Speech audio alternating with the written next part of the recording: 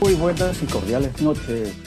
Es un gusto saludarlos nuevamente en nombre de la Biblioteca Nacional de Perú. Mi nombre es Rubén Robles y les doy la bienvenida a esta ya 10ª jornada de conferencias tituladas Programa de Historia del Perú.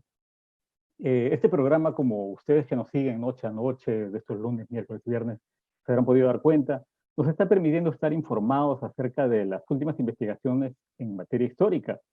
Y algo que está quedando claro en los programas que han venido, en el que van a ver hoy día y en los que vienen, es que la historia no es letra muerta, ¿no? Y que mucho de lo que hicimos en el pasado se relaciona directamente con lo que somos como sociedad, con nuestros vicios y virtudes, nuestros defectos y aciertos.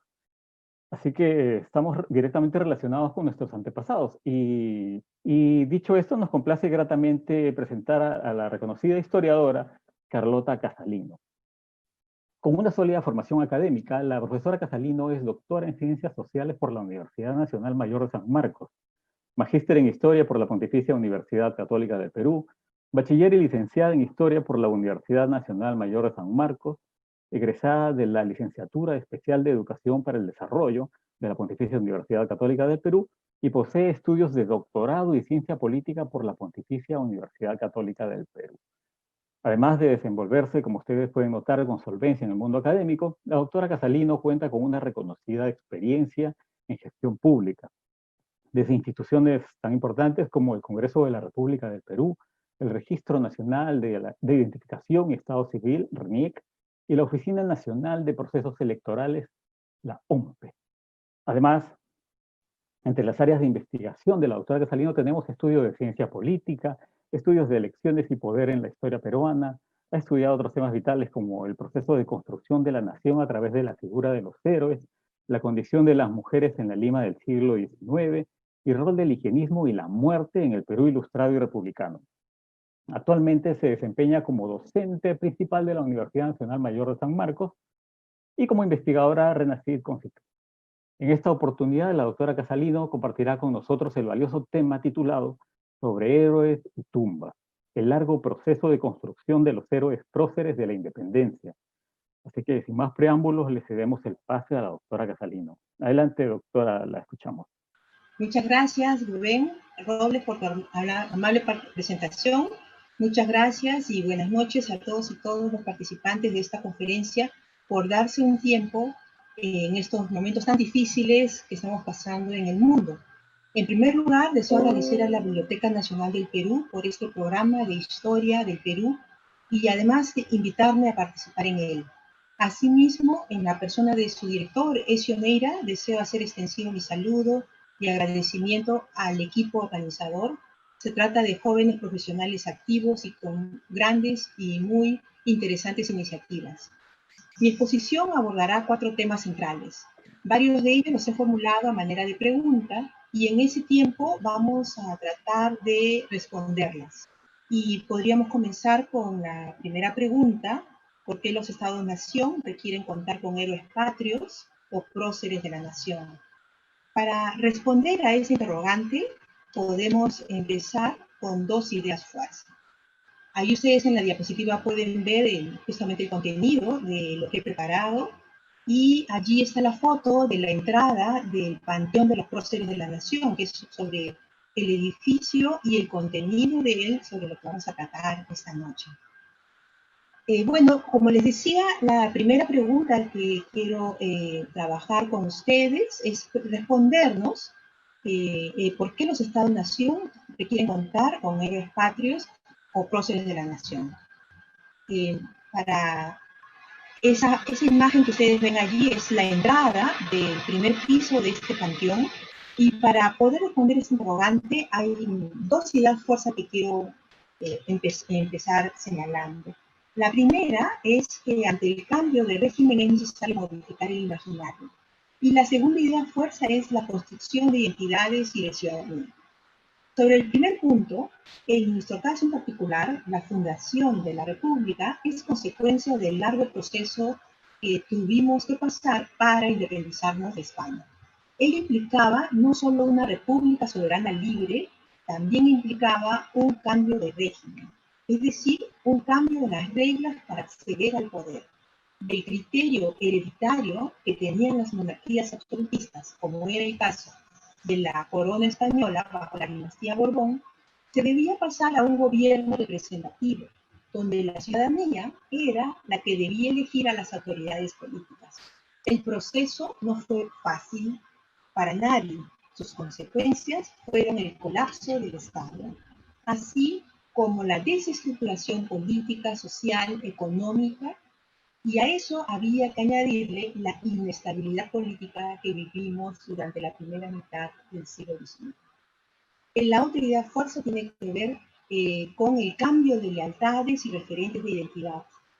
Ya no debe ser más uno leal al rey, sino al Estado-Nación. Esa lealtad hay que trasladarla al Estado-Nación peruano, a la República Peruana. De pasar de un referente tangible, como es una persona, el rey, se pasa a un referente abstracto. Por eso es el Estado-Nación. Por eso muchas veces la transición implicó la reapropiación y resignificación de tradiciones antiguas. Por ejemplo, la ceremonia de jura de lealtad al rey pasó a ser una ceremonia de la jura a la lealtad a la Constitución. Y en vez de pasear por las calles principales de la ciudad el retrato del rey, se paseaba por las calles principales de la ciudad el texto de la Constitución. El sujeto al cual deviene la soberanía pasa a ser, por lo tanto, uno colectivo. Llámese el rey, es un sujeto colectivo, que significa la comunidad de ciudadanos.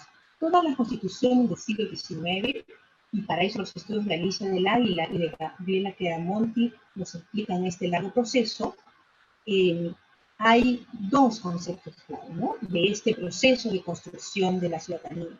Y nosotros hemos hablado en estas dos ideas fuerza de dos conceptos clave que están implícitos en estos dos conceptos.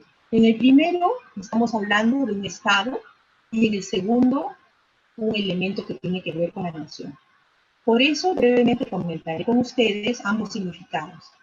En primer lugar, debemos tomar en cuenta que el Estado, de acuerdo a lo que sostiene Charles Tilly, es una organización que controla los principales medios coercitivos dentro de un determinado territorio.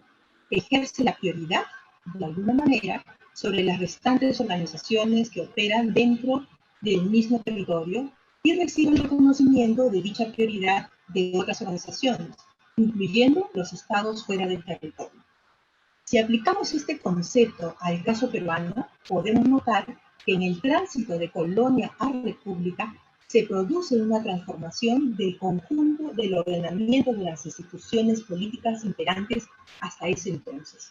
Recordemos que al inicio del periodo colonial se implantó un Estado moderno, especialmente a partir de las reformas toleranas de 1572. Luego, hacia el siglo XVII, se hizo más evidente la configuración de un Estado pactista o mixto, pero a partir de las reformas borbónicas, especialmente a partir de la segunda mitad del siglo XVIII, el Estado fue francamente absolutista, sustentado en una concepción monista de poder.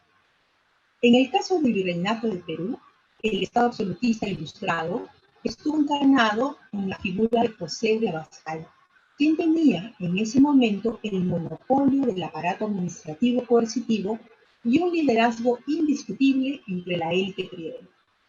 Desde la perspectiva de Tilly, podríamos decir que durante el gobierno de Abascal, el Estado se caracterizó por ser un Estado de alta capacidad, en el sentido de que podía hacer que la población observe y cumpla con sus decisiones políticas. Pero conforme se fue produciendo la crisis política española y la revolución correspondiente a partir de 1808, ese Estado va a colapsar, situación que durará hasta las primeras décadas de la República.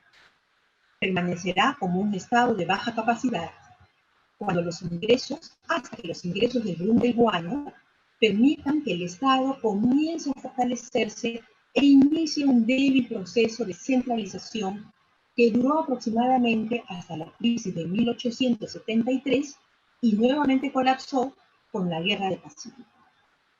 De ahí que la caracterización dada por Germán Carrera Damas en el sentido que el tránsito del Estado colonial al Estado independiente nacional fue un proceso complejo y prolongado. En ese sentido, las primeras décadas del siglo XIX y hasta que no hubo una inserción política y económica cabal, el Estado republicano se formó sobre el modelo del caudillaje denominado por John Lynch el gendarme necesario, debido a la debilidad del Estado y al poder en el ámbito local que había conservado las élites locales. Todo eso va a dar lugar a un Estado caracterizado por la inestabilidad política. Ahora bien, el modelo republicano que surge a partir del proceso de independencia será el de Estado-Nación, fundado en la soberanía popular. Es decir, el objetivo era estructurarse como un Estado independiente y además configurarse como una nación soberana. Las decisiones, por lo tanto, ya no estarían a cargo del rey, sino a cargo de los que resultasen elegidos como autoridades o representantes, producto de procesos electorales donde debían participar los ciudadanos.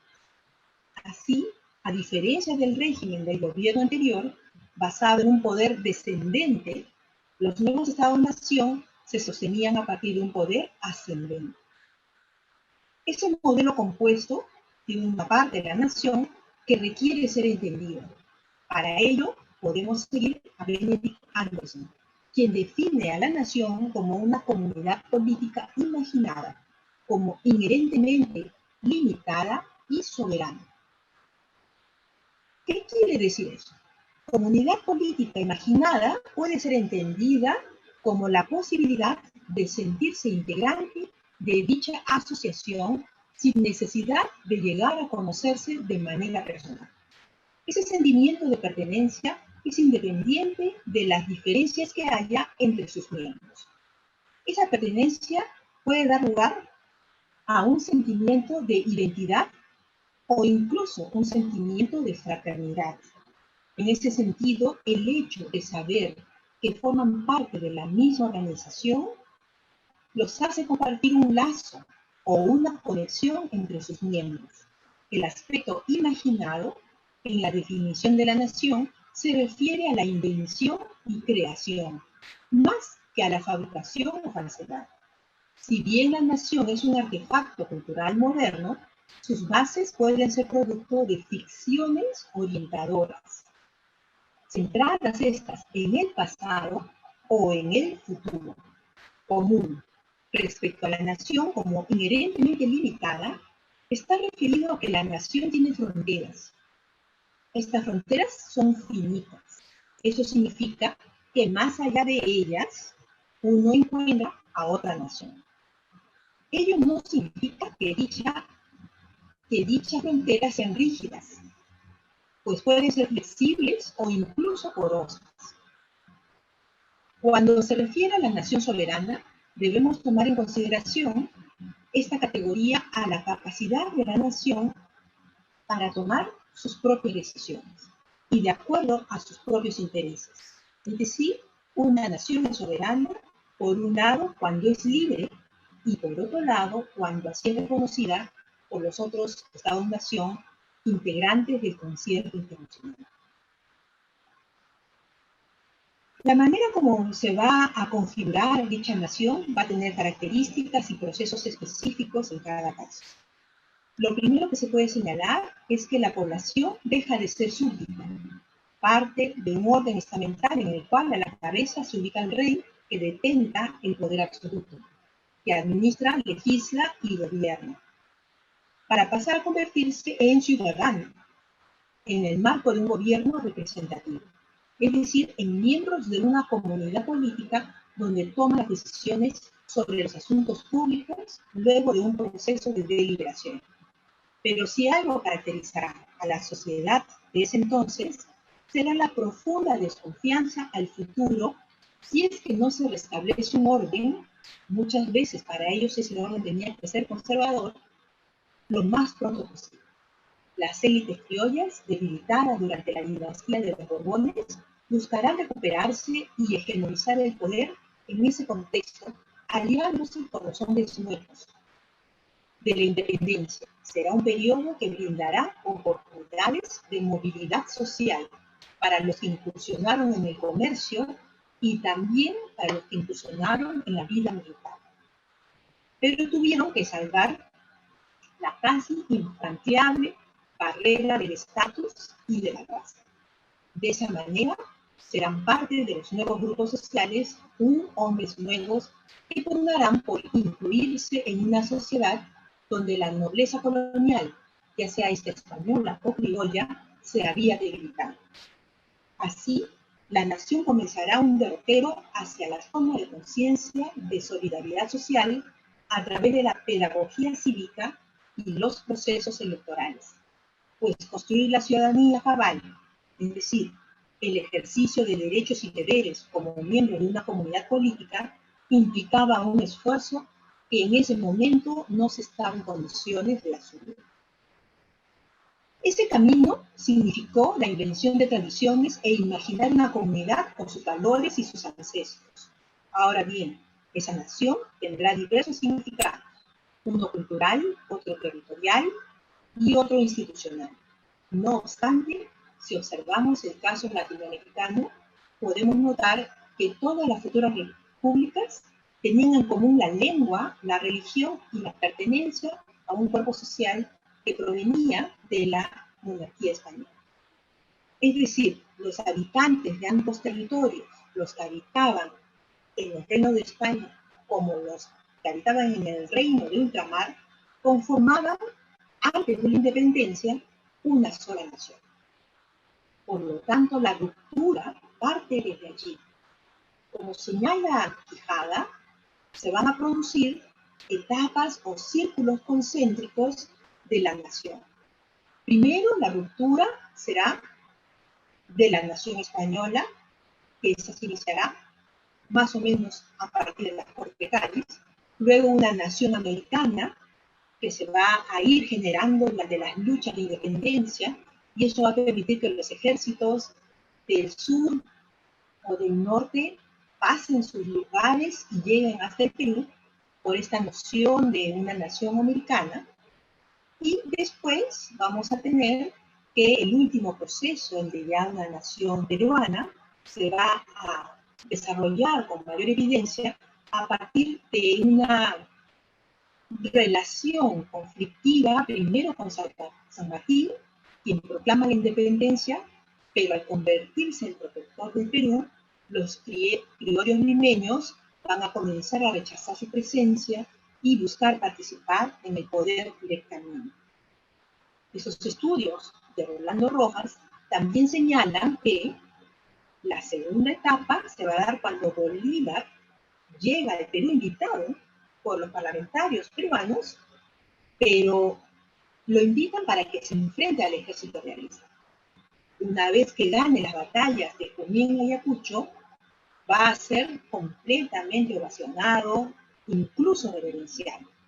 Pero cuando propone la constitución vitalicia y pretende ser el presidente, nuevamente cobran fuerza las conspiraciones en su contra hasta que Bolívar se debe retirar del país. A partir de lo señalado hasta aquí, podemos tomar en consideración que los héroes próceres de la nación participan en la producción y contenido de la historia del Estado-Nación en sus aspectos político-culturales, especialmente respecto a la segunda parte del binomio mencionado, que es la nación. Los héroes patrios contribuyen a promover una cultura específica en torno a la nación entendida bajo esa definición que hemos mencionado de Benedict Anderson. A estas alturas, vale la pena aclarar que el tema de la imagen de la heroicidad no es exclusivo de la historia política ni del periodo republicano, tampoco de la experiencia del Estado-Nación. Se trata de una construcción simbólica común a la formación de las sociedades y uno de los sustentos culturales de todas ellas. Cada hito sobresaliente del devenir de las sociedades está asociado a determinados personajes de la propia comunidad que cumplen la función de ancestro y contribuyen a fortalecer y lograr la cohesión al interior de esa comunidad. La presencia de esas figuras, que a su vez representan valores, tradición y principios que comparten en esa sociedad, van a ir construyendo identidades respecto a los suyos. Así, la imagen de la heroicidad contribuye a desarrollar el sentimiento de pertenencia en cada uno de los miembros de la comunidad. Los estudios acerca de los héroes proponen conceptos y categorías que explican las razones por las cuales las sociedades deciden elevar a determinados mortales, miembros de esa comunidad, a un nivel de heroicidad.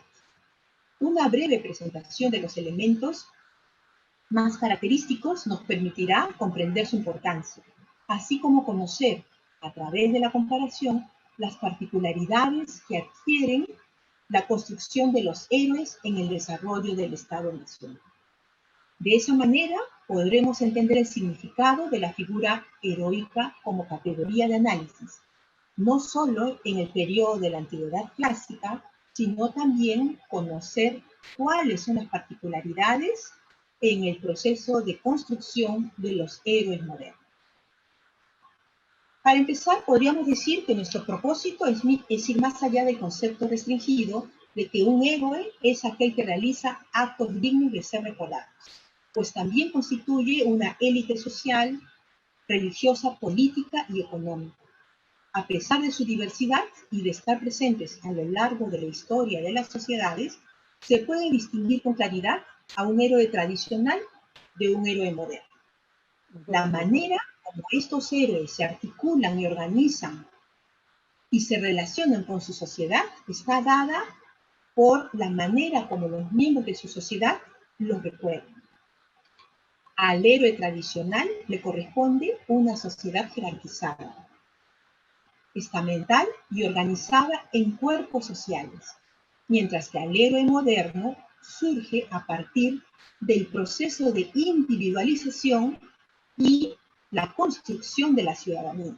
En ese sentido, deja de estar asociado exclusivamente a su pertenencia a una élite, pues al haberse transferido la soberanía al pueblo, cualquier ciudadano virtuoso tiene la posibilidad de ser reconocido como héroe por su sociedad, si es que ha logrado realizar un acto destacado que lo vincule directamente a los principios y valores, muchas veces olvidados por la rutina del mundo moderno. Tanto para la antigüedad como para el mundo moderno, la imagen de la heroicidad está asociada a la bella muerte, aquella en la cual el individuo decide entregar su vida por el bien de la comunidad, para que esta comunidad pueda sobrevivir. Y a partir de esa perdurabilidad de la sociedad o de la comunidad, en agradecimiento y reconocimiento por el sacrificio realizado, ésta decide recordarlo de manera imperecedera. Los héroes, por lo tanto, pueden tener virtudes competitivas, donde sobresalen la valentía y fortaleza, pero también podrían tener virtudes cooperativas, es decir, donde predominan actos de piedad y de solidaridad. Las culturas han tenido como referente el hecho heroico porque es el punto de confluencia de las virtudes cooperativas y competitivas. Los héroes son arquetipos culturales. Sus acciones se convierten en motores de la propia historia. Muchos, como Carlyle, hace más de un siglo atrás, pues él decía que había incluso un culto a los héroes, que era un proceso de admiración a un gran hombre. Ello quiere decir que la sociedad que los recuerda los toma como modelos de conducta. Cada uno de los héroes contiene un discurso histórico, el mismo que es utilizado a lo largo del tiempo para justificar un hecho, ya sea una dominación territorial, una estirpe, una dinastía, un referente de la comunidad, un elemento de cohesión, o empezar un nuevo periodo de su historia, como fue la independencia del Perú. Los héroes, por lo tanto, están asociados a momentos en los cuales las sociedades se enfrentan a la necesidad de cambiar sus normas. Así la comunidad percibe que está en una encrucijada donde se pone a prueba su propia existencia. El recuerdo del héroe, por lo tanto, está asociado a aquella persona que condujo a ese pueblo por el camino adecuado.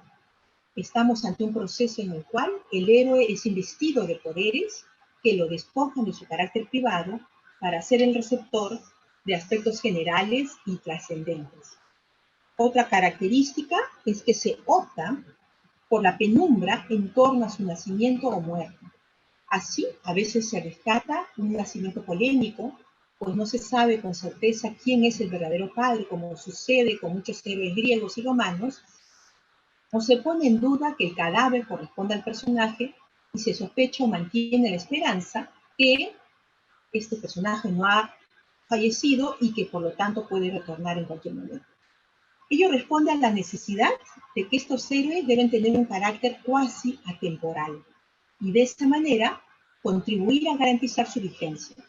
En el caso del Perú, esta característica fue compartida por algunos héroes que están en el panteón de los próceres, como es el caso de José Faustino Sánchez Carrión, cuyos restos cada cierto tiempo son objeto de búsqueda, o el de Simón Rodríguez, cuyos restos, después de que se trasladaron de Piura hacia el panteón de los próceres del Perú, salieron de aquí y se fueron a Pica del Héroe. La muerte prematura terminó siendo más o menos como una ventaja para el héroe en ciernes, pues impide apreciar la imagen de decadencia que marca la vejez. De esta manera, el recuerdo es detenido en el tiempo, en el momento culminante del hecho de heroicidad, razón por la cual también es sustraído del deterioro que ocasiona el tiempo y la historia. Así es como se va construyendo la noción de bella muerte, en el sentido que el héroe muere trágicamente en la plenitud de su vida. El sacrificio de su juventud, de su vida truncada, permite que la comunidad perdure, pero bajo el compromiso de recordarlo a lo largo de las siguientes generaciones. Este elemento es fundamental para nuestros héroes patrios, porque se distancian tremendamente de esa condición de muerte trágica. Ni uno de los que yacen en el panteón de los próceres muere en el hecho de heroicidad por el cual será reconocido oficialmente casi un siglo después de la independencia. Salvo contadas excepciones, como es el caso de Jorge Martín Dice, que muere en el conflicto entre la Gran Colombia y el Perú, o el de José Faustino Sánchez Carrión, los demás van a morir de vejez y alejados del poder. Incluso deben pasar por el problema de inestabilidad política y de caudillismo. Estos personajes deben pasar por un proceso previo de recuperación histórica. Por lo tanto, la categoría de análisis que utilizamos para el héroe guerrero que no muere en la batalla es la del retorno del héroe, entendido como aquel individuo que ha vivido una experiencia extrema, la guerra de la independencia, por ejemplo, y esta experiencia extrema es fuera de la sociedad. Y al volver a ella es visto por su comunidad como el símbolo que les recuerda la trascendencia de lo experimentado. Cada uno de estos seres se convierte, por lo tanto, en un lugar de memoria. El personaje o personajes que se requieren rescatar de la historia pasan necesariamente por un proceso de transfiguración. Esto quiere decir que en el imaginario y en la memoria se van produciendo transformaciones en el perfil del personaje. Así se les va retirando algunos rasgos y se les va incluyendo otros, hasta convertirlos en estereotipos que encarnan valores, virtudes y principios que son funcionales para la comunidad que los reivindica. La construcción e importancia de un héroe en una sociedad determinada radica en que su recuerdo se mantenga vigente durante varias generaciones posteriores. Requiere, por lo tanto, que se organice en su entorno una asociación, una comunidad que mantenga vivo su recuerdo. A eso se le denomina comunidad de culto. Es decir, la necesidad de crear ídolos a quienes después de su muerte se les erige altares para rendirles culto es común a todas las sociedades. Además, para trascender a la comunidad de culto y extender el reconocimiento del personaje al conjunto de la sociedad, debe producirse un carácter dual, señalado por Hobsbawm y Ranger, en el sentido que los héroes pueden formar parte de un grupo de la sociedad, pero necesariamente deben ser aceptados por la otra parte de la sociedad para que se pueda garantizar que la sociedad en su conjunto, a lo largo del tiempo, lo acepte y lo mantenga en el recuerdo de manera permanente.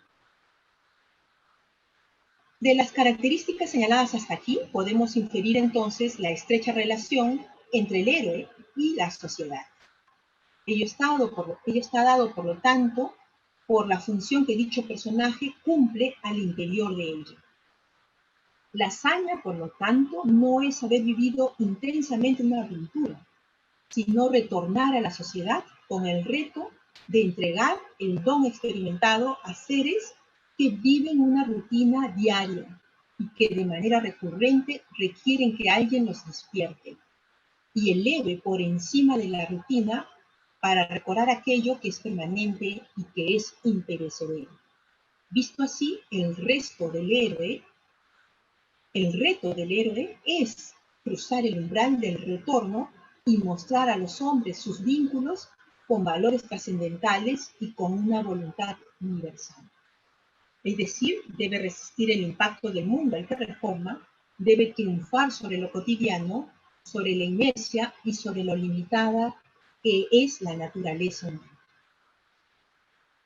La diversidad y multiplicidad de la heroicidad da una impresión a veces desordenada, pero en realidad podemos clasificar a los héroes en tres tipos: los funcionales, los sistémicos y los estratégicos. Los funcionales son en función a la manera como el héroe se relaciona con la sociedad. Un primer grupo de estos héroes funcionales puede ser en relación a la actitud que tienen ante el reto o tarea que le corresponde cumplir. En esa actitud, algunos han sido clasificados como actuantes, o pacientes, o competitivos y cooperativos, como ya mencionamos. Por ejemplo, un héroe actuante puede ser Aquiles en Grecia, Robin Hood o Simón Bolívar.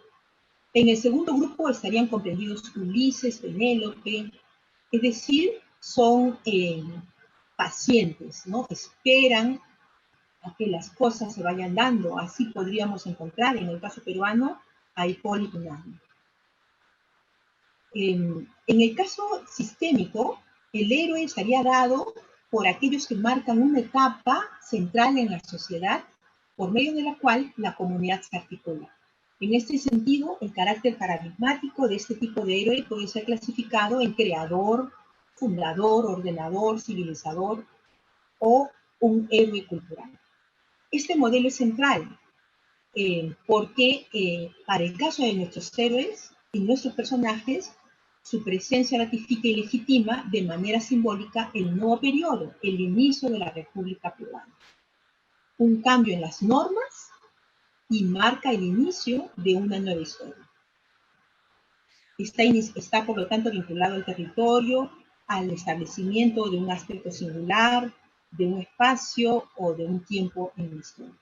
En el caso de los héroes estratégicos, es aquel que trasciende a su propia comunidad y a partir de la cual reconocen tanto a la comunidad como a su personaje arquetípico. Ahí están los liberadores. Allí está, por ejemplo, San Martín, entre otros liberadores de varias o fundadores de varias repúblicas. Cada una de estas clasificaciones tiene sus propias características. Y lo que hacen las sociedades cuando van reconociendo a estos héroes es tratar de ver en qué aspectos se acercan o dónde clasificarlos. Porque esta persona nos permite recordar una etapa, nos permite estar más unidos o nos permite tener una función en particular. Resumiendo lo que hemos planteado hasta aquí, podemos señalar que las sociedades occidentales cada cierto tiempo otorgan protagonismo e importancia a miembros de ella que son rescatados de sus propias historias. Es un producto de la sociedad y por lo tanto es fundamental la existencia de una comunidad de culto que mantenga vigente el recuerdo del héroe a lo largo de diversas generaciones. Los héroes, por lo tanto, no son productos de la casualidad, por lo que hay épocas donde la predisposición hacia ellos es más favorable. Estos contextos pueden ser momentos de crisis social, crisis económica, incertidumbre ante la posibilidad de un nuevo periodo o búsqueda de legitimación de un sector de dicha sociedad. Entonces, volviendo a nuestras diapositivas y a nuestras preguntas, podríamos preguntarnos cómo es que se configuran los héroes a lo largo del siglo XIX. Y allí nos podríamos responder señalando que entre algunas ideas fuerza es la participación en acciones importantes. En el caso nuestro, una participación importante durante el proceso de independencia. También otro aspecto central es la presencia de estos personajes en el ámbito público al inicio de la República, que va a permitir que los habitantes de la sociedad rememoren la independencia. Ese, por ejemplo, es el caso de Guillermo Miller, un inglés que es un héroe que está en el panteón de los próceres y que tenía heridas en el brazo, que le habían movilizado el brazo, heridas en la pierna, que le hacía caminar de manera distinta y tenía quemaduras en el rostro. Los limeños que lo veían recordaban que él había tenido esas heridas en las luchas por la independencia. También otro momento importante va a ser el momento del fallecimiento, que como hemos dicho, ninguno de ellos murió en las batallas, ni de Junín ni de Ayacucho, pero fueron heridos en ellas, es decir, derramaron su sangre en esas batallas. Pero el fallecimiento fue posterior y por lo tanto la fecha de fallecimiento, los funerales y el duelo que hay en torno a ellos va a ser también otro momento en el cual se contribuye a la configuración de estos héroes. Finalmente, el otro punto central es cómo los valores patrios, porque hemos visto que los héroes están asociados a determinados valores, hay un conjunto de valores patrios que van a comenzar a tener un carácter cívico sagrado. Y además se produce un proceso en el cual esos valores que tienen ese carácter cívico sagrado van a ser asociados a estos héroes y por lo tanto ellos van a encarnar esos valores. Así es como se van a configurar estos héroes a lo largo del siglo XIX a partir de estas etapas sucesivas.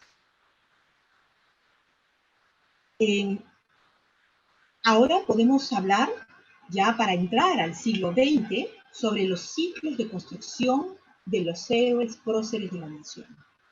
Para eso podemos tomar en consideración que hubo 3 ciclos importantes. El primero empieza en 1924, se cierra en 1929 y en ese periodo suceden algunas cosas. Por ejemplo, se construye o se habilita un templo para que se constituya en el panteón de los próceres de la nación.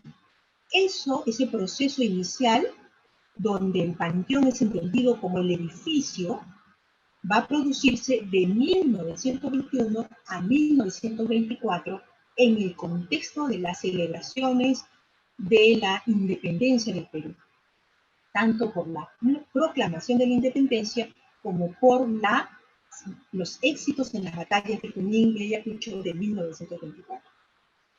En 1924, cuando ya este panteón, que es el edificio, está habilitado, se abren las puertas de este panteón y se comienza a ingresar a los héroes que van a conformar el panteón como comunidad de héroes. Allí van a ingresar 5 civiles y 4 militares. El segundo ciclo es el de 1949 y 1958. Aquí, como vemos, es la mitad del siglo, y si en el primer ciclo el contexto fue un contexto donde se da el oncenio de Leguía, en este periodo del 49 al 58 es un periodo de mitad del siglo de grandes transformaciones. En ese contexto se abre de nuevo el panteón e ingresan nuevos miembros de esta comunidad de héroes. Aquí van a ingresar 4 civiles y 9 militares. El tercer ciclo es el que se da en 1980 y 1988. Es una etapa final donde ya se cierra el panteón y allí vamos a tener a 1 civil y 3 militares. ¿Quiénes son todos ellos? Tenemos muchísimo por hablar de ellos, pero podemos notar que en el primer ciclo hay 5 civiles y 4 militares, es decir, ahí hay más civiles que militares. Pero el segundo momento no es así. Ahí tenemos más militares que civiles, y el tercero va a seguir ese mismo patrón. ¿Quiénes eran esos civiles en el caso del primer ciclo? Vamos a tener a Simón Rodríguez, Francisco Javier Mariátegui, Hipólito Unanue, Bernardo Acedo y José de la Torre. Y los militares van a ser Martín Jorge Lice, Guillermo Miller, Francisco Vidal y Pascual Saco Olivos. De estos, noten que 2 son extranjeros, son ingleses. En el segundo ciclo vamos a tener 4 civiles y 9 militares. Vamos a tener a Mariano Necochea, que es un argentino militar, a José Andrés Rázuri, militar, José María Corbacho, militar, Toribio Rodríguez de Mendoza, un civil, José Faustino Sánchez Carrió, civil, Domingo Nieto, militar, Felipe Santiago Estenos, militar, Juan Manuel Iturrey Aguilarte, militar, José María Lastres, militar, José Ildefonso Coloma, militar, Baltasar Caranedo, militar, José Antonio Gallamos, militar, y el coronel Ray Bruno Pérez. Y en el tercer ciclo, que entran 4 a esta comunidad de héroes, vamos a tener a Ramón Castilla, militar, a Juan Basilio Cortegana, militar, Juan Espinosa de los Monteros Lanza, militar, además uruguayo, y a la única mujer que tenemos cuyos restos están en el panteón, que es Juana de Dios Manrique Pellón. Y ustedes se preguntarán, ¿y entonces por qué no está Simón Bolívar y José de San Martín?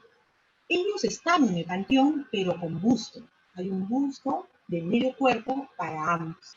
Además, la ciudad les mandó a hacer unos monumentos que están en sendas plazas, la Plaza San Martín y la Plaza Bolívar. Sus restos están en los países donde ellos nacieron, pero sí se les toma en consideración como los héroes líderes de estos procesos. Pasando al segundo punto, al siguiente punto, que tiene que ver con cuáles son los mecanismos para poder construir a estos que van a participar en este proceso de construcción de héroes. Sobre ese punto, lo que podríamos decir a manera de ideas, fuerza, es que estos héroes vamos a tener 2 momentos importantes. Uno en el siglo XIX, que van a tener sus propios mecanismos, y el siglo XX. El siglo XIX, por lo tanto, va a contribuir a construir estos héroes, es el hecho de que nos hayamos puesto de acuerdo en tener símbolos patrios. Por lo tanto, tenemos elementos que nos ayudan en el imaginario colectivo a construir entidades. Después, en el caso de varios de los que están en el panteón de los próceres en el siglo XX, varios de ellos al momento que murieron en el siglo XIX, se organizaron funerales apoteósicos. ¿Qué cosa es un funeral apoteósico?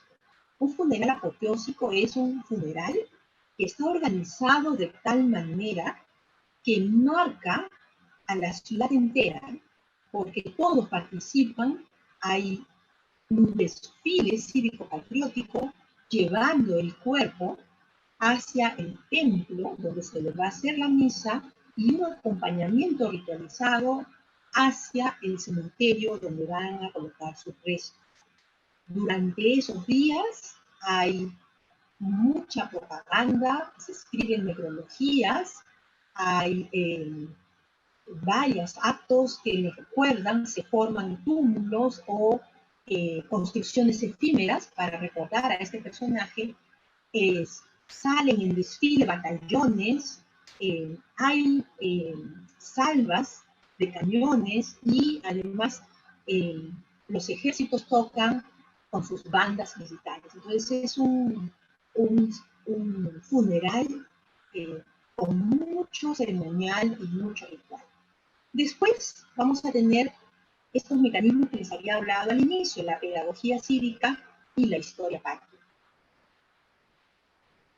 Como señalamos, estos héroes van a comenzar a encarnar estos valores y por lo tanto la pedagogía cívica, que era una especie de catecismo cívico para el siglo XIX, va a decir o poner como ejemplo a estos héroes. Y después van a entrar a la historia de la República en los actos principales y el aporte de estos héroes.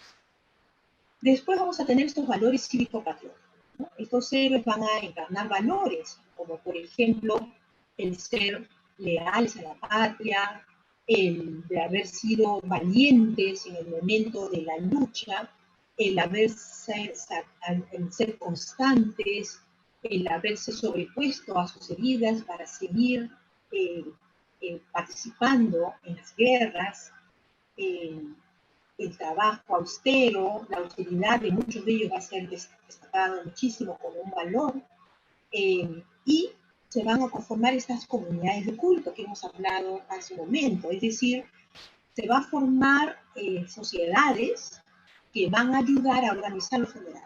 Una de las sociedades más importantes es la Sociedad de Fundadores de la Independencia, que van a organizar los funerales y todos los que van a participar en estas reuniones van a organizar un protocolo y una serie de discursos en el momento de los funerales. Y el último aspecto tiene que ver con los monumentos. Los monumentos realmente comienzan en el siglo XIX, pero se van a prorrogar y van a seguir vigentes hasta las primeras décadas del siglo XX. Se van a mandar a hacer, por ejemplo, los monumentos de Bolívar, que ya les comenté, o el monumento a San Martín, la plaza se va a inaugurar justamente cuando se celebra el centenario de la independencia. En el caso del siglo XX, lo que vamos a tener es lo que podríamos señalar como que empieza el siglo XX para estas celebraciones, es el centenario de la independencia, que como les dije, comienza en 1921, se celebra oficialmente hasta 1924, pero muchos de los regalos, de las inauguraciones, producto del centenario, las vamos a tener hasta 1926, 27, 28, porque se encargaban muchas obras, muchos monumentos, plazas, avenidas, y estas pues tomaban tiempo en ser entregadas. Lo otro van a ser los lugares de memoria. Las plazas donde están estos héroes, o los nombres que van a tomar las avenidas, calles, o los colegios o edificios, van a hacernos recordar también a estos próceres de la independencia. El otro elemento va a ser el panteón de los próceres de los que les he conversado, y a partir del cual hemos visto que hay 3 ciclos de conformación de estos héroes. Después vamos a tener que esta comunidad de culto, que en un principio era una sociedad civil organizada, o los parientes, o los amigos, o los colegas del mismo gremio, va a pasar por un proceso de cooptación hacia el Estado y el Estado es el que va a hacerse cargo del siguiente mecanismo que es el calendario cívico, es decir, las celebraciones oficiales para que el Estado entero pueda recordar en este calendario cívico las actividades en torno a estos personajes. Otro mecanismo es la enseñanza de la historia. Enseñar la historia patria fue importante en el siglo XIX, fue importante en el siglo XX y debe ser importante en el siglo XXI.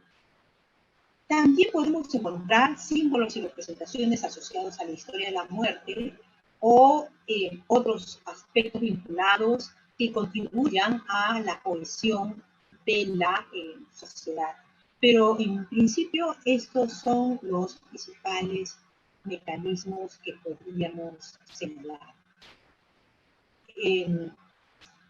A manera de conclusión, ya que el tiempo estoy llegando al tiempo que me corresponde, lo que podríamos señalar es que el estudio de los héroes no puede ser abordado desde sus individualidades, sino comprendiendo en función y en relación con el Estado-Nación que los construye. El nombre de país, en este caso el nombre de Perú, los símbolos patrios, nuestra bandera, nuestro escudo, nuestra estela, nuestro himno, los héroes, los monumentos, los edificios cívicos, los contenidos educativos, la historia patria, la educación cívica, conmemoraciones y fiestas patrias, forman parte de un conjunto de elementos que contribuyen a generar sentimientos de pertenencia e identidad. En las sociedades modernas, morir por la patria o por el país se convierte en una muerte bella, admirada por todos los miembros de dicha comunidad. Los valores y virtudes antes dispersos, como por ejemplo el honor, la fidelidad, el valor, la proeza, la austeridad, como habíamos mencionado, son transferidos a un ente superior que es el Estado-Nación, quien los concentra, los organiza, les da un carácter supremo, sagrado y cívico, y luego los transfiere a los héroes patrios que los encarnan. En el Perú, a lo largo del siglo XIX, se inició un proceso de construcción del cuerpo cívico sostenido en la catequesis y pedagogía cívica. En dicho proceso, los valores políticos modernos mencionados son sacralizados. En el siglo XX, estos valores fundacionales tendrán un proceso de materialización cuando se oficializan con el carácter de prócer de la nación a algunos personajes protagonistas de la Fundación Republicana. Y de allí el título de esta conversación que vamos a tener. Se trata de un largo proceso de construcción que nos duró casi 2 siglos. Me pidieron también que comparta con ustedes alguna bibliografía, en este caso de las cosas que he escrito sobre este tema. Allí ustedes pueden ver en la siguiente diapositiva que hay varios artículos escritos sobre mis reflexiones en torno a los héroes e incluye mi tesis doctoral sobre la construcción de los héroes patrios y la formación del Estado-Nación. Espero que esto les haya gustado y espero sus preguntas. Muy bien, doctora Catarina, muchas gracias. Muchas gracias por compartir ese tema, además que tiene tanta vigencia, ¿no? Estando a puertas de conmemorar el bicentenario y además en un contexto que nos hace replantearnos mucho sobre nuestra nación, ¿no? Entonces es muy, muy relevante. Y le cuento que también de los tiempos difíciles que vivimos, que a pesar de las complejidades y de los problemas que a uno le rodean, tenemos un público que nos sigue sesión tras sesión, ¿no? Amantes de la historia, historiadores, alumnos y profesores, tanto de nivel universitario como de nivel escolar, que es un público que realmente nos alienta a seguir haciendo estos esfuerzos, ¿no?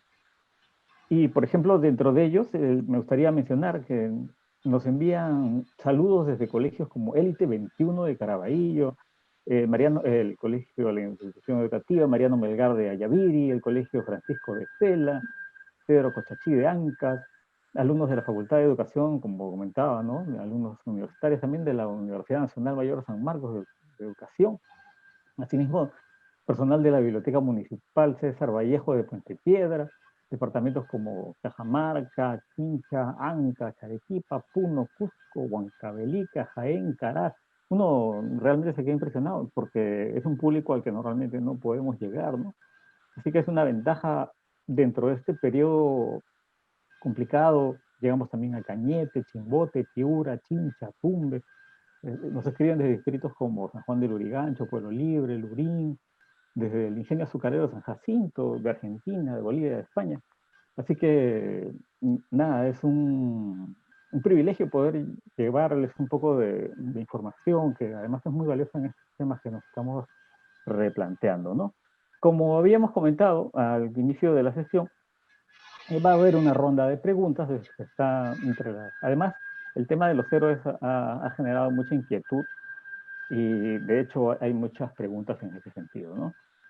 Desde la plataforma Zoom, Omar Rojas nos pregunta, para el caso peruano, ¿por qué la figura de los héroes patrios está constituida en su mayoría por personajes que formaron parte del grupo de caudillos militares? Ok, muchas gracias por la pregunta. Efectivamente, lo que sucede es que, como comentamos, la mayoría de estos protagonistas de las guerras de independencia, o no solamente los protagonistas de la guerra de independencia, sino también los protagonistas que ayudaron a organizar los ejércitos, que ayudaron a organizar el Estado, que ayudaron a organizar a la sociedad de ese entonces, no van a morir en el momento del proceso de la independencia y van a pasar por toda la experiencia de tomar partido en el periodo de los caudillos. Y así es como va a haber mucha tensión entre ellos. Además van a tener esta capacidad de organizarse, que es muy importante. Si ellos no se organizaban como sociedad de la independencia, sociedad patriótica de la independencia, pues probablemente era más difícil recordarlos. Yo a veces utilizo una expresión que leí hace tiempo, que decía que lo más heroico de un héroe es ser recordado por las siguientes generaciones. No es tanto el hecho de heroicidad, sino que los demás lo recuerdan. Entonces, si hay estas agrupaciones, estas sociedades que van a ayudar a que las siguientes generaciones recuerden a estos personajes, sus hazañas, sus méritos y sus valores, entonces el recuerdo de ellos va a perdurar. Por ejemplo, para no hablar solo de los militares, que como señala él, efectivamente hay varios caudillos militares aquí, también vamos a tener civiles. UNAME, por ejemplo, va a ser el producto de que se conforma una comunidad, primero de sus parientes, pero después los médicos. Hoy en día que hablamos de los médicos y recordamos a los médicos y valoramos tanto a los médicos, no quería dejar de mencionar al Hipólito Unanue. Los médicos de todo el siglo XIX pasaron un proceso de reconocimiento social y reconocimiento profesional muy importante que les va a hacer desarrollar un discurso moderno a principios del siglo XX y que este va a estar asociado además al colegio médico, a la Academia de Medicina, a las revistas médicas, a la profesionalización y a la especialización. Y eso les va a dar una fuerza suficiente como para tener una revista, la revista médica se llamaba Unanue, y va a ser Unanue uno de los primeros héroes cívicos que van a entrar al panteón. Bueno, y justo usted sobre el proceso ha contestado una pregunta que había sobre los médicos, así que ya esta pregunta ya está suelta ahí. Desde el Facebook, Denisa Guisado nos pregunta, ¿hay algún tipo de estipendio que el gobierno asigne a los hijos y viudas tras la muerte de un héroe? Efectivamente, cuando se organiza, muchas gracias por la pregunta, el proceso de oficialización de un héroe pasa por unas comisiones especiales. Toma bastante tiempo, hay que armar un expediente donde se van a señalar todos los hechos de heroicidad que tienen que estar evidenciados con pruebas, testimonios. Va a pasar por comisiones, dependiendo, pueden ser comisiones del Congreso o de comisiones del Ejecutivo, y va a terminar saliendo un documento oficial que los reconoce como tal. Ese reconocimiento oficial va a beneficiar a los deudos. ¿Por qué? Porque estos héroes, muchos de ellos morían, eran austeros y morían en condiciones de pobreza. Entonces pedían que el Estado no solamente apoye con los funerales, es decir, sufrague los gastos de los funerales, sino que también se pueda dar una pensión a los deudos, ¿no? Entonces sí correspondía a estos descendientes las pensiones para que puedan subsistir a la muerte de esta persona que era muy recordada. Perfecto. Desde Zoom también nos pregunta Peter Segarra, Chauca. En el proceso de formación de los héroes nacionales, ¿qué participación han tenido las mujeres y los sectores populares? Excelente pregunta, Segarra. Muchas gracias por la pregunta. ¿Qué participación han tenido las mujeres y los sectores populares? Miren, el proceso de legitimación, como les decía, para estos héroes es un proceso de carácter dual. Los sectores populares tenían sus héroes populares, y si estos héroes no son reconocidos por la élite, no son oficializados.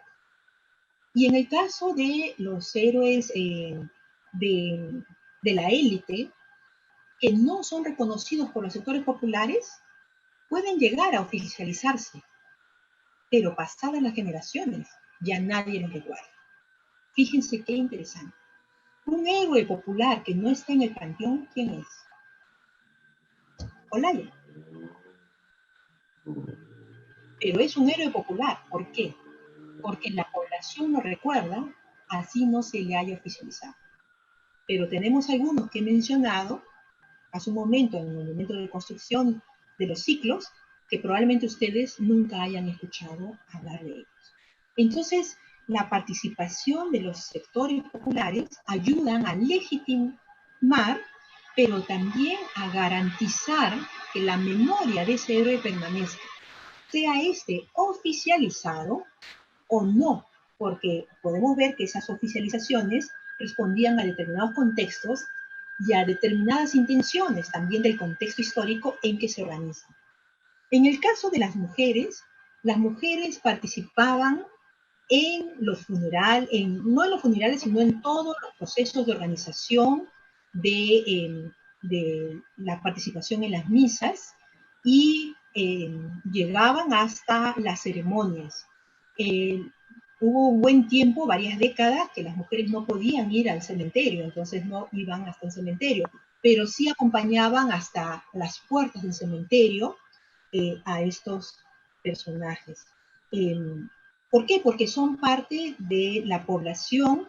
Estos desfiles que les cuento, estos ceremoniales, estos desplazamientos por la calle, requieren que haya un orden en el desfile, pero requieren sobre todo la presencia de la población que observe. Así como hoy en día vemos en el desfile militar del 29 de julio, que marchan ordenados, lo que le da vida a todo esto es la presencia de la población, de niños, mujeres, vendedores, que le dan vida a esa celebración, que se convierte en una celebración particular. Es bien importante no solamente quien desfila, sino quien mira, y juntos comparten sentimientos, comparten experiencias, que en teoría se le llama un proceso ritual, ¿no?, de formación de comunitas. Es decir, todos los que van a recordar en los próximos días la experiencia de haber participado en esos actos históricos. Muy bien, perfecto, perfecto, doctora.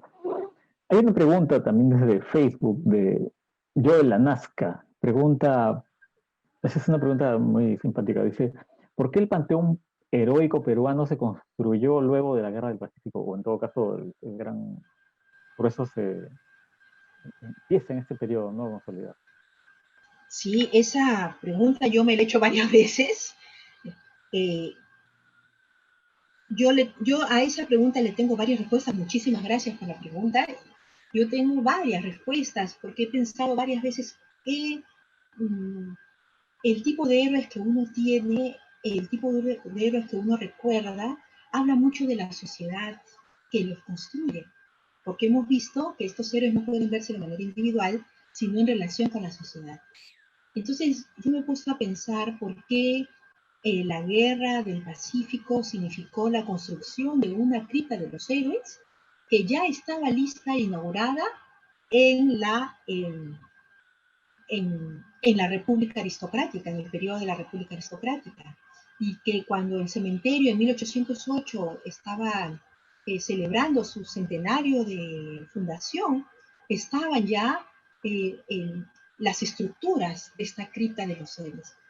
Habiendo sido la guerra del Pacífico, pues décadas anteriores nada más, y es que el trabajo de entender el fracaso de la guerra del Pacífico fue un aspecto muy doloroso para los peruanos de entonces.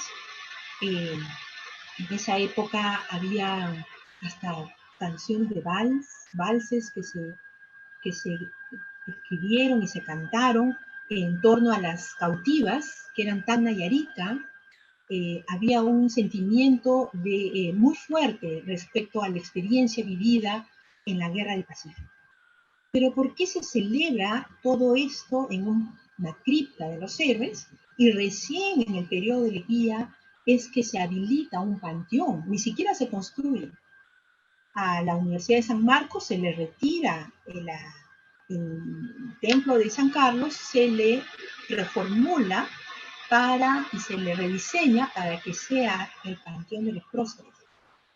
Yo pienso que podría responderse que en nuestro país, y eso nos debe llevar a la reflexión, es que a veces celebramos más nuestros fracasos que en esos momentos donde tenemos la oportunidad de construir una nueva realidad, como fue los inicios de la República.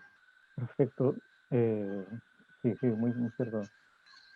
Willy Pajuelo Flores, desde Zoom nos pregunta, es una pregunta muy de mucho contenido histórico. Dice, los héroes solo pueden ser imaginados en los estados-nación, digamos, había héroes, este agregado luego yo creo, tomándome una atribución que no sé si es dable. ¿Se podría hablar de héroes en el antiguo régimen? Sí, efectivamente, porque como les dije, los héroes son parte de los elementos que ayudan a construir un imaginario de una nación. Y hay héroes tradicionales, es decir, los héroes de antiguo régimen que representaban a la élite de la población. Por ejemplo, en el caso de los héroes griegos, los héroes de ese entonces eran los reyes. Eh, Agamenón, Aquiles, Odiseo, eran los reyes que habían llegado a Troya para enfrentarse, ¿no?, a Héctor, a Príamo, en fin, que también son héroes, pero responden a una élite. Eso es la característica de los héroes tradicionales o de antiguo régimen, que representan una élite que puede ser esta política, económica o social, y que son individualidades que invitan a la admiración, no invitan al ejemplo, sino a la admiración. Hacen tantas hazañas, como ustedes recordarán, hasta películas hay, donde, entre otras cosas, Aquiles y Héctor se enfrentan solos, ¿no? Hay miles de soldados, pero hay la pelea individual es entre estos dos héroes. ¿no? Entonces, estamos hablando de héroes con otras características distintas a los héroes modernos, ¿no? Del Estado-Nación, que tiene que ver más bien con ciudadanos comunes y corrientes que ante un hecho trascendental de la sociedad hacen actos que terminan eh, permitiendo que la sociedad sobreviva. Y entonces es cualquier persona que hace esos actos y que pone en riesgo su vida o entrega su vida para que sobrevivan los demás. Perfecto. Desde el Facebook, Fernando Vilches pregunta, bueno, empieza con una afirmación y termina con una pregunta. Dice, el imaginario colectivo y la memoria de las sociedades van adecuando el perfil del héroe para hacerlo funcional a la que la propia sociedad requiere, digamos, se le lee desde el presente al héroe, ¿no? ¿Por qué las repúblicas requieren de referentes o modelos como los héroes que sirvan de guía, ¿no? ¿Cuál es la necesidad de esta referencia?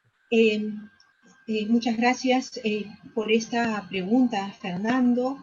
Eh, el asunto es que tiene que ver con modelos a seguir, ¿no? Es decir, un héroe no solamente hace acciones, sino que se le recuerda por cómo era, cuál era su carácter, qué actitudes tenía, el hecho de haber dado su vida, pero también se le recuerda y en los funerales, en los discursos, en los sermones y en las necrologías y en los avisos de los periódicos y todo eso se veía como asociado al hecho de haber participado en las guerras.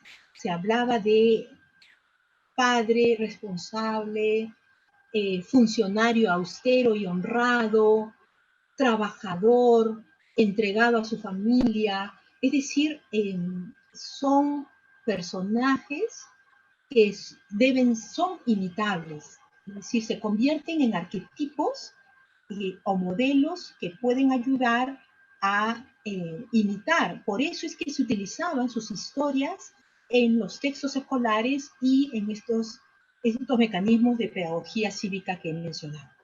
Sí, sin duda. Y creo que esta pregunta tiene mucha relación con la anterior, hablando de los arquetipos y acordes a ciertos tiempos. Yeli Indira Camones Vivanco pregunta, a partir de su exposición, e incluso podríamos agregarle a partir de la respuesta anterior, ¿cómo podríamos entender la imagen de Tupac Amaru? De Tupac Amaru como héroe, ¿no? Elevado a la categoría de héroe. Ok, muchas gracias por la pregunta, Indira.